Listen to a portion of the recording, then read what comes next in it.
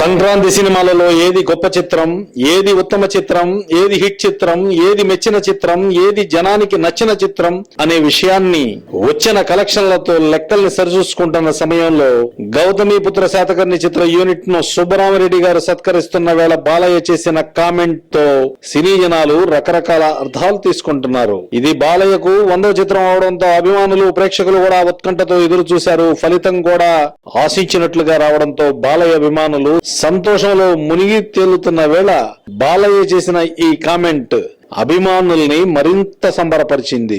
Collections పరంగా ఏ cinema ముందుందని ఎదురు చూస్తున్న ఈ వేళ బాలయ్య ఏమన్నాడో తెలుసా?